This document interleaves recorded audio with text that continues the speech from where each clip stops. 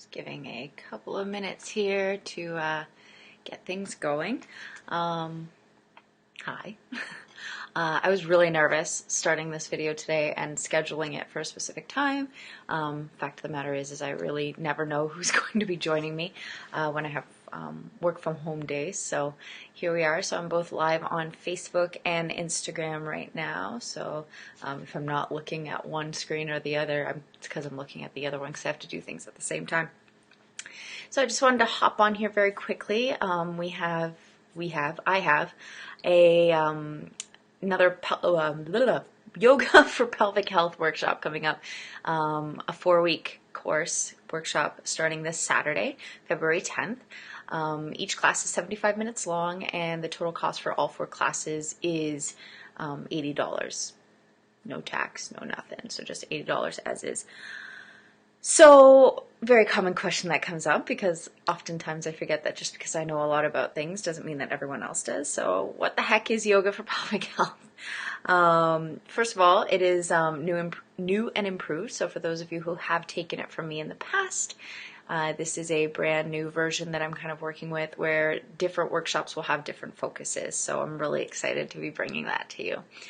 So yoga for pelvic health, it's all about supporting the optimal function of the muscles of your core 4 so that they work together to create a foundation for successful physical activity, no matter where life takes you, whether that's to continue on with yoga, strength training, or just being more active in your life, or just living your everyday life day to day. So what is the core 4? The core 4 consists of 4 muscles. I've got notes here. So we've got the diaphragm, we have the pelvic floor muscle, and we have the multifidus and the transverse abdominis. So those are the 4 main muscles that we focus on in this course. So pelvic floor dysfunction arises when there's either a weakness of the inner core unit, including the pelvic floor, or that the muscles of the pelvic floor are too tight, too tense.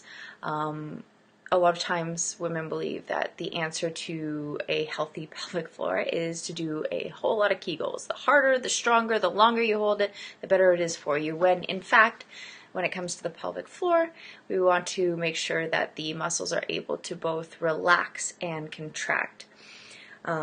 So having things work in sync. So the diaphragm and the pelvic floor muscle. So for those of you who aren't clear here, because again, I just assume that everyone knows what's going on. So here we go. Pelvic floor muscle. So you move these bits out of the way. It's everything underneath here, everything that supports your internal organs. During pregnancy, it'll kind of support the weight of your baby if you are pregnant. So there's always a lot of pressure happening on the pelvic floor. So definitely a case of my pelvis here is falling apart. All the little pieces are coming off. So a whole lot of pressure all the time on the pelvic floor. So our reaction is to tighten those muscles. And some people come to a place where they end up with muscles that are too tight, or just from that pressure kind of bearing down, we end up with muscles that are a little bit weak. So really the dysfunction can come from either or. And my live video for Instagram just ended. I'm not sure why, but you can still check it out on Facebook. Let's see if I can get this back going again. Pardon me. If you are joining me live on either side, please let me know by saying hi that you're here. Anyways, I'll see if I can pick it up soon once again.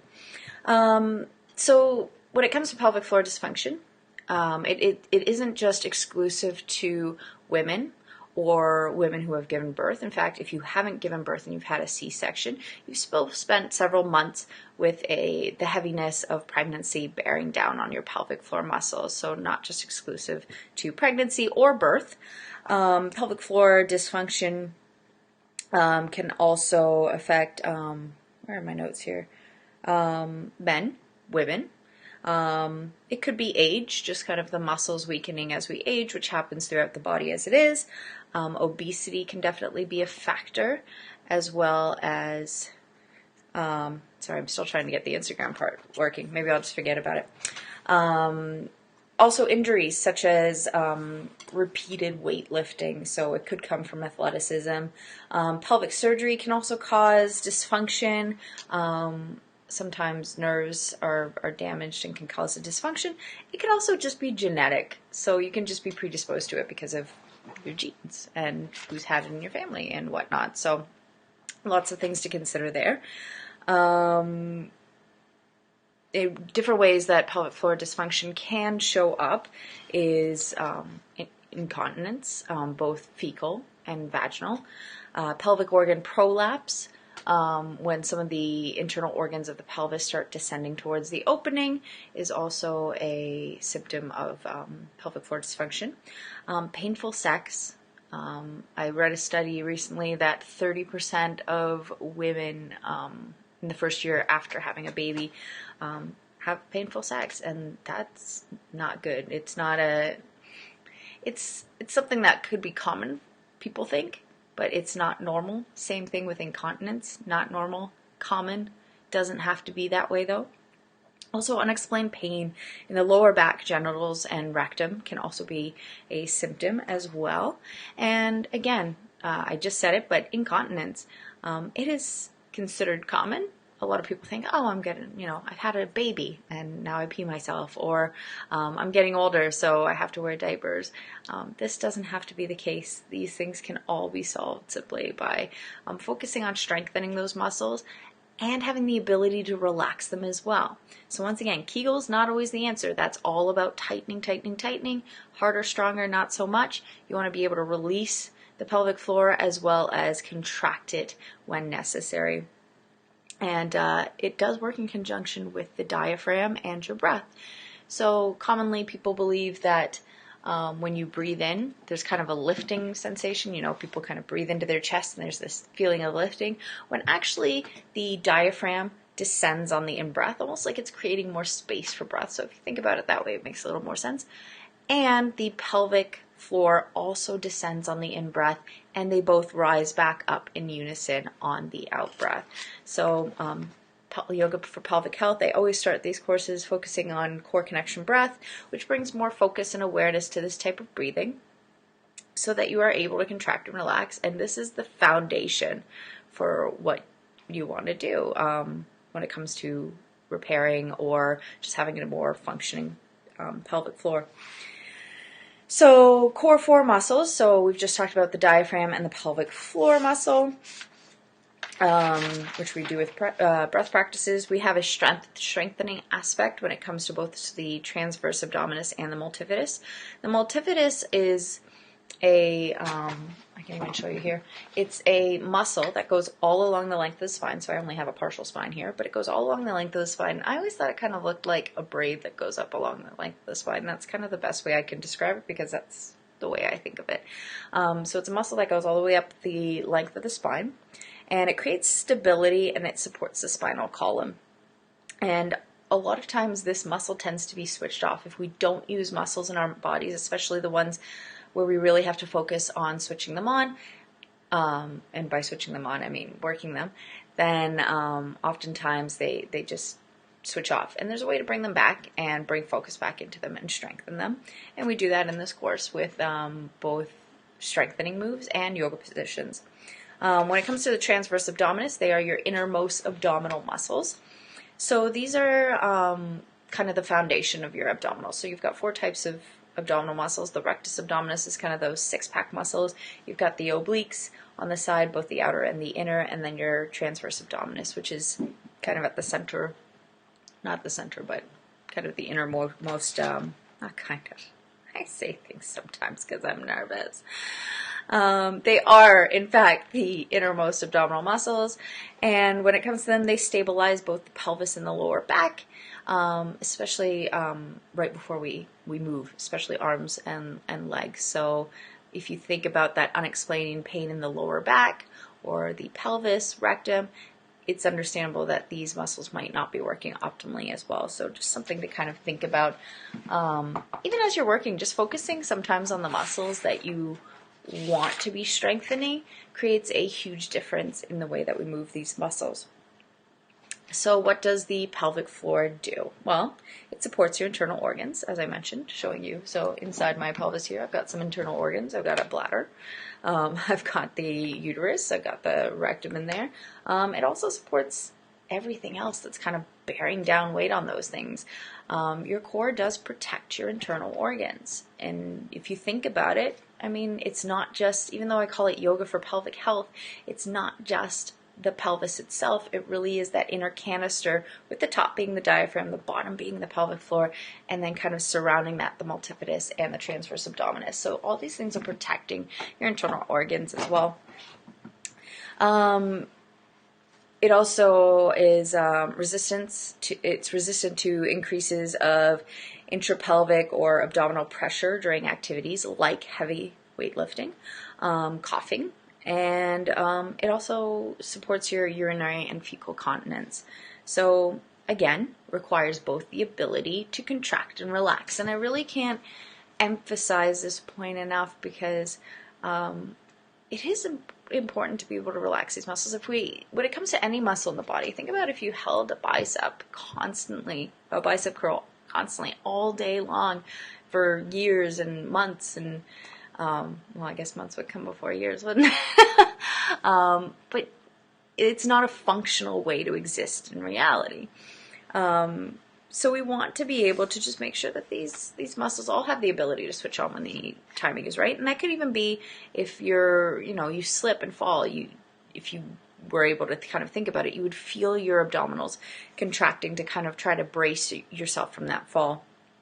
So it is essential, really, and it is the foundation of all your other exercises. If you find that if you have, again, this doesn't just apply to pregnancy, but if you think about the fact that you're working out and you've been working out for a while and you've got still what we call that mom belly, it could very well be because you need to build that foundation further before you return to your everyday activities, which isn't exactly clear at the 6-week checkup. Oftentimes doctors say, okay, you can go back to what you were doing, and people try to pick up their workouts from where they were when they stopped working. So super, super important. And this course, the 4-week Yoga for Pelvic Health workshop, will help you achieve those firm foundations so you can continue on. Again, whether it's with me in personal training or yoga classes or private yoga, sure, if you want to go back to your regular activities at your big box gym or wherever you happen to go, that's fine too. I'm very passionate about this, clearly, and when I'm passionate about something, I get very nervous, because I do want to spread the word. I do want to share as much as I know, and that's why I end up with these long Facebook Live videos. I did also want to mention that there was a study done. I don't have the name in front of me right now, or the School of Medicine. I believe it was in San Francisco, but I can post that in the comments below later. Showed that there was a 70% reduction in urinary incontinence after a 6-week Yoga for Pelvic Health series. So that's huge. 70% after simply 6 weeks of focusing on these muscles. When it comes to later on, during various other Yoga for Pelvic Health workshops, we will have different focuses.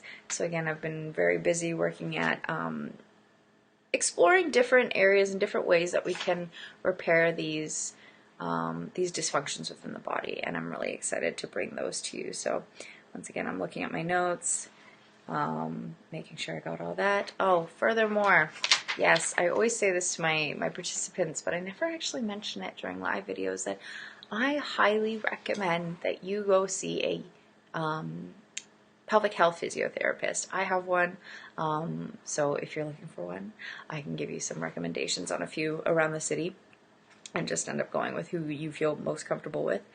Yeah, just so you know what is going on internally. Like I said, it's not just postnatally, it's not just age, it's not just women, and it's not just athletes. There are so many different factors that could come into play when it comes to pelvic floor dysfunction. So it's important to know what's going on, being very aware so you can make changes, because you don't have to live like this. You really don't. So I'm just checking my notes, making sure I got to everything. Oh, another note I kind of made is oftentimes because of the nature of these muscles, and we can live our everyday lives with not firing up these muscles properly, and sometimes it takes an event, I'll call it an event, an injury, consistent repetitive movement that puts pressure on the pelvic floor itself before it actually ends up being a problem. So you may be living with either, again, not just weakness, but inner core muscles that are too tight as well. And these could be triggered by, like I said, I'll call it an event because it doesn't necessarily have to be injury. My gut instinct is to say injury, but it doesn't necessarily need to be an injury, but an event to really trigger the fact that something is not going well. So that just about sums it up. So thank you for tuning in. A few of you popped on live. And yeah, don't hesitate to comment below with any questions you may have. I know I tend to talk at the speed of lightning because I don't want to take up too much of your time.